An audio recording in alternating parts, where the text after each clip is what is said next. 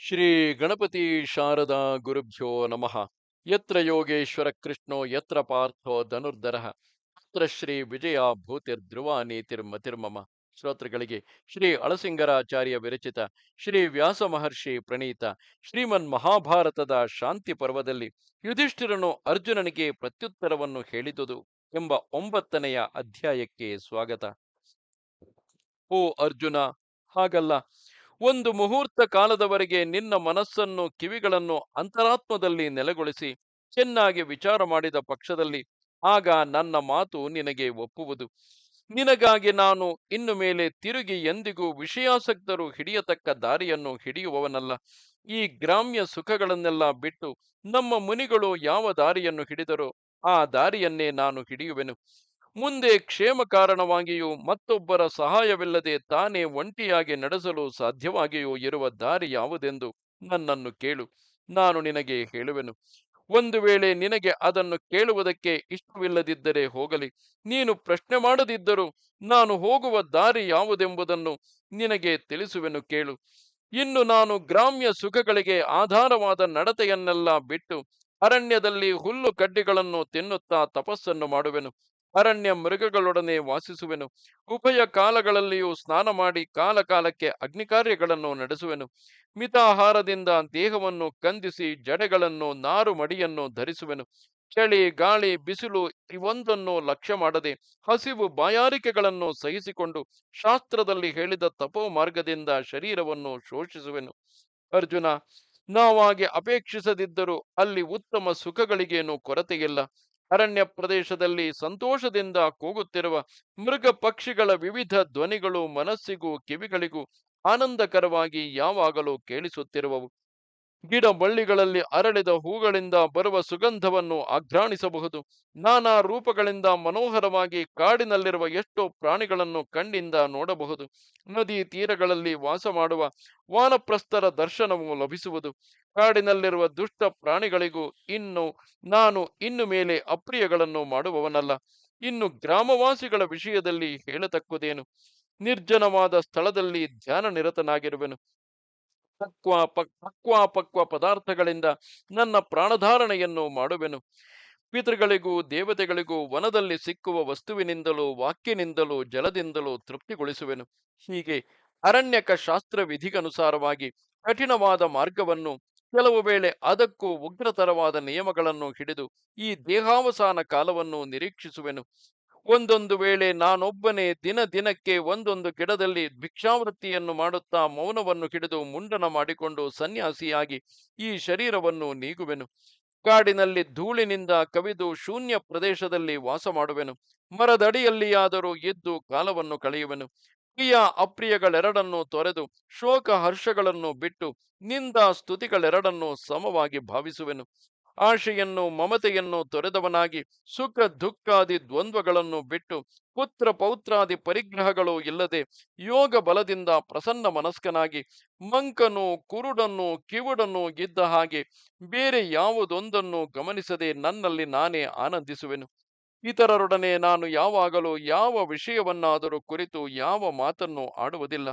ಜರಾಯುಜ, ಸ್ವೇದಜ, ಅಂಡಜ, ಉದ್ಭಿಜ್ಜಗಳೆಂಬ ಜಂಗಮ ಜೀವಗಳೊಂದನ್ನು ನಾನು ಹಿಂಸಿಸುವವನಲ್ಲ. ಸ್ವಧರ್ಮದಲ್ಲಿರುವ ಅಥವಾ ಇಂದ್ರಿಯ ಪೋಷಕರಾದ ಪ್ರಜೆಗಳೆಲ್ಲರನ್ನೂ ಸಮಬುದ್ಧಿಯಿಂದ ನೋಡುವೆನು. ಯಾರನ್ನೂ ನೋಡಿ ಹಾಸ್ಯ ಮಾಡದೆ, ಯಾರ ಮುಂದೆಯೂ ಹುಬ್ಬು ಗಂಟನ್ನಿಕ್ಕದೆ, ಎಲ್ಲ ಇಂದ್ರಿಯಗಳನ್ನು ಕಟ್ಟುಪಾಡಿನಲ್ಲಿರಿಸಿ ಸದಾ ಪ್ರಸನ್ನ ಮುಖದಿಂದಲೇ ಇರುವೆನು. ಯಾರ ದಾರಿಯನ್ನು ಕುರಿತು ನಾನು ಪ್ರಶ್ನೆ ಮಾಡುವವನಲ್ಲ. ಬೇರೆ ಯಾವನೊಬ್ಬನೊಡನೆ ಕಲೆಯುವವನಲ್ಲ. ಒಂದು ದೇಶವನ್ನಾಗಲಿ ಒಂದು ದಿಕ್ಕನ್ನಾಗಲಿ ಉದ್ದೇಶಿಸಿ ಹೋಗುವವನಲ್ಲ. ಮುಂದೆ ನಡೆಯುವಾಗಲೂ ಗಮನಾಪೇಕ್ಷೆ ಇಲ್ಲದವನಾಗಿ ಹಿಂದೆಯೂ ತಿರುಗಿ ನೋಡದೆ ನಡೆಯುವೆನು. ಯಾವಾಗಲೂ ರುಜು ಸ್ವಭಾವದಿಂದ ಸದಾ ಧ್ಯಾನಪರನಾಗಿಯೇ ಸಂಚರಿಸುವೆನು. ಸ್ತ್ರೀಯರಿರತಕ್ಕ ಸ್ಥಾನವನ್ನು ತ್ಯಜಿಸುವೆನು. ನಾನು ಹೀಗಿದ್ದರೂ ಪ್ರಾರಬ್ಧ ಕರ್ಮದ ವಾಸನೆ ಎಂಬ ಸ್ವಭಾವವೇನೋ ನನ್ನ ಮುಂದೆ ಸಾಗುತ್ತಿರುವುದು. ಆಹಾರಗಳು ಕಾಲಕ್ಕೆ ದೊರೆಯುವವು. ಆದರೆ ವಿರೋಧಿಗಳಾದ ಆ ದ್ವಂದ್ವಗಳೊಂದನ್ನು ಚಿಂತಿಸದೆ ಆಯಾ ಕಾಲಕ್ಕೆ ಸಿಕ್ಕಿದ ಆಹಾರವು ಅಲ್ಪವಾಗಿರಲಿ ರುಚಿಯಾಗಿರಲಿ ಭುಜಿಸುವುದಕ್ಕೆ ಸಾಧ್ಯವಿಲ್ಲದಂತಿರಲಿ ಅದರಿಂದಲೇ ಕಾಲವನ್ನು ತಳ್ಳುವೆನು. ಒಂದು ವೇಳೆ ಮೊದಲು ಸೇರಿದ ಸ್ಥಳದಲ್ಲಿ ಆಹಾರವು ಸಿಕ್ಕದೆ ಹೋದರೆ ಬೇರೆ 7 ಕಡೆಗಳಲ್ಲಿ ಭಿಕ್ಷೆಯಿಂದ ಸಂಗ್ರಹಿಸಿದ ಆಹಾರದಿಂದ ಕಾಲವನ್ನು ನೀಗುವೆನು.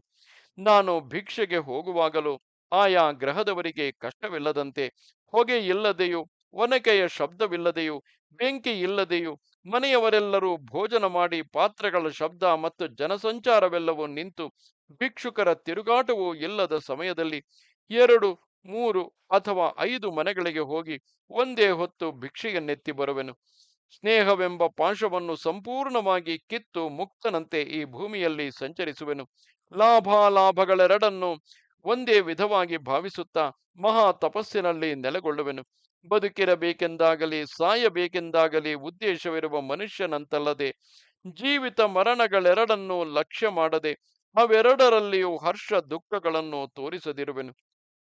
ನನ್ನ ತೋಳನ್ನು ಕತ್ತಿಯಿಂದ ಕಡಿದು ಕ- ತತ್- ನನ್ನ ತೋಳನ್ನು ಕತ್ತಿಯಿಂದ ಕಡಿಯತಕ್ಕವನಲ್ಲಿಯೂ ನನ್ನ ತೋಳಿಗೆ ಚಂದನಾನು ಲೇಪನ ಮಾಡತಕ್ಕವನಲ್ಲಿಯೂ ನಾನು ಸಮಭಾವದಿಂದ ಇರುವೆನೇ ಹೊರತು ಅವರಿಬ್ಬರಲ್ಲಿ ಒಬ್ಬನಿಗೆ ಶುಭವನ್ನು ಇನ್ನೊಬ್ಬನಿಗೆ ಅಶುಭವನ್ನು ನಾನು ಕೋರುವವನಲ್ಲ. ಬದುಕಿರುವವನು ತನ್ನ ಕ್ಷೇಮಕ್ಕಾಗಿ ಮಾಡಬಹುದಾದ ಕಾರ್ಯಗಳು ಯಾವುವುಂಟು ಅವೆಲ್ಲವನ್ನೂ ತೊರೆದು ಎವೆಯಾಟ, ಪಾನ, ಭೋಜನಗಳು ಮುಂತಾದ ಶರೀರ ಕಾರ್ಯಗಳಲ್ಲಿ ಮಾತ್ರವೇ ನೆಲೆಗೊಂಡಿರುವೆನು. ಆ ಶರೀರ ವ್ಯಾಪಾರಗಳಲ್ಲಿಯೂ ಸಂಬಂಧವನ್ನು ಇಟ್ಟುಕೊಳ್ಳದೆ ಎಲ್ಲ ಇಂದ್ರಿಯ ವ್ಯಾಪಾರಗಳನ್ನು ನೀಗಿ ಸಮಸ್ತ ಸಂಕಲ್ಪಗಳನ್ನು ಬಿಟ್ಟು ಮನಸ್ಸನ್ನು ಅಡಗಿಸಿ ಆತ್ಮ ಕಲ್ಮಶಗಳನ್ನೆಲ್ಲ ನೀಗಿ ಶುದ್ಧನಾಗುವೆನು. ಸಮಸ್ತ ಸಂಘಗಳನ್ನು ತೊರೆದು ಎಲ್ಲ ಸಂಸಾರ ಪಾಶಗಳನ್ನು ಹರಿದು ಬೇರೆ ಯಾವ ವಶದಲ್ಲಿಯೂ ಇರದೆ ಗಾಳಿಯಂತೆ ಸ್ವೇಚ್ಛೆಯಾಗಿ ಸಂಚರಿಸುವೆನು. ಹೀಗೆ ವಿರಕ್ತಿಯಿಂದ ಸಂಚರಿಸುತ್ತಾ ನಿಜವಾದ ಮನಸ್ತುಷ್ಟಿಯನ್ನು ಹೊಂದುವೆನು. ಅರ್ಜುನ, ಅಜ್ಞಾನದಿಂದ ಉಂಟಾದ ತೃಷ್ಣೆ ಎಂಬುದು ನನ್ನಿಂದ ಮಹತ್ತಾದ ಪಾಪಕಾರ್ಯಗಳನ್ನು ಮಾಡಿಸಿಬಿಟ್ಟಿತು. ಕೆಲವು ಮೂಢರು ಶುಭಾಶುಭಗಳಿಗೆ ಕಾರಣವಾಗಿ ಪುಣ್ಯ ಪಾಪ ಮಿಶ್ರಿತಗಳಾದ ಕರ್ಮಗಳನ್ನು ನಡೆಸಿ ಆ ಫಲಾನುಭವಕ್ಕಾಗಿ ಕಾರ್ಯಕಾರಣ ರೂಪದಿಂದಿರುವ ಕೆಲವು ಜನರನ್ನು ತನ್ನವರೆಂದು ತಮ್ಮಲ್ಲಿಟ್ಟು ಪೋಷಿಸುವರು. ಒಬ್ಬನು ತನ್ನ ಆಯುಷ್ಯದ ಕೊನೆಯಲ್ಲಿ ಆತ್ಮದಿಂದ ಅಗಲಿ ನಷ್ಟವಾಗುವ ಈ ಶರೀರವನ್ನು ಬಿಟ್ಟು ತಾನು ಮಾಡಿದ ಪಾಪದ ಫಲವನ್ನು ಅನುಭವಿಸುವುದಕ್ಕಾಗಿ ಇಂತಹ ಶರೀರಾಂತರವನ್ನು ಪಡೆಯುವನು. ಏಕೆಂದರೆ ಮಾಡಿದ ಕರ್ಮಕ್ಕೆ ಫಲವನ್ನು ಅನುಭವಿಸದೇ ತೀರದು. ಹೀಗೆ ರಥಚಕ್ರದಂತೆ ಸುತ್ತುತ್ತಿರುವ ಈ ಸಂಸಾರ ಚಕ್ರದಲ್ಲಿ ಪ್ರಾಣಿ ಸಮೂಹಗಳು ಕಾರ್ಯನಿಮಿತ್ತವಾಗಿ ಇತರ ಪ್ರಾಣಿ ಸಮೂಹಗಳೊಡನೆ ಸಂಬಂಧಿಸುವವು. ಹುಟ್ಟು, ಸಾವು, ಮುಪ್ಪು, ವ್ಯಾಧಿ, ವೇದನೆ ಮುಂತಾದ ಕಷ್ಟಗಳಿಂದ ತುಂಬಿದ ಅಪಾರವಾದ ಸಮುದ್ರದಂತಿರುವ ಈ ಸಂಸಾರವನ್ನು ಬಿಟ್ಟವನಿಗೆ ಸುಖವುಂಟು. ಸ್ವರ್ಗದಲ್ಲಿರುವ ದೇವತೆಗಳು ತಮ್ಮ ಪುಣ್ಯಾವಸಾನದಲ್ಲಿ ಕೆಳಕ್ಕೆ ಬೀಳುವರು. ಮಹರ್ಷಿಗಳು ತಮ್ಮ ಪದವಿಯನ್ನು ಕಳೆದುಕೊಳ್ಳುವರು. ಇವಕ್ಕೆಲ್ಲ ಕಾರಣವೇನೆಂಬುದನ್ನು ನಿಜವಾಗಿ ತಿಳಿದ ಯಾವನು ತಾನೇ ಈ ಸಂಸಾರದಲ್ಲಿ ಆಶೆಯುಳ್ಳವನಾಗುವನು. ಅಲ್ಪ ಸುಖಕ್ಕೆ ಆಶೆ ಪಡುವ ಕಾರಣದಿಂದಲೇ ರಾಜರು ಬೇರೆ ಬೇರೆ ಲಕ್ಷಣಗಳುಳ್ಳ ವಿವಿಧ ಕಾರ್ಯದಲ್ಲಿ ಪ್ರವರ್ತಿಸಿ ಒಬ್ಬರಿಗೊಬ್ಬರು ಸ್ವಲ್ಪ ಕಾರಣಕ್ಕಾಗಿ ಹೊಡೆದಾಡಿ ಸಾಯುವರು. ಆದುದರಿಂದ ಅರ್ಜುನ, ಈ ಜ್ಞಾನವೆಂಬ ಅಮೃತವು ಬಹುಕಾಲದಿಂದ ನನ್ನ ಮನಸ್ಸನ್ನು ಎಳೆಯುತ್ತಿದೆ. ಆದುದರಿಂದ ನಾನು ಶಾಶ್ವತವೂ ನಿಷ್ಕಲ್ಮಶವೂ ಆದ ಸ್ಥಾನವನ್ನು ಪಡೆಯಲುದ್ದೇಶಿಸುವೆನು. ಮುಂದೆ ನಿರ್ಭಯವಾದ ದಾರಿಯನ್ನು ಹಿಡಿದು ಜನನ ಮರಣ ಜರಾ ವ್ಯಾಧಿಪೀಡಿತವಾದ ಈ ಶರೀರವನ್ನು ಕೊನೆಗಾಣಿಸಬೇಕೆಂದು ನಿರ್ಧರಿಸಿಬಿಟ್ಟನು ಎಂದನು. ಇದು 9ನೆಯ ಅಧ್ಯಾಯವು. ನಮಸ್ತೆ ಶಾರದೆ ದೇವಿ, ಕಾಶ್ಮೀರ ಪುರವಾಸಿನಿ, ತ್ವಾಮಹಂ ಪ್ರಾರ್ಥೆಗೆ ನಿತ್ಯಂ, ವಿದ್ಯಾದಾನಂಚ ದೇಹಿಮೆ.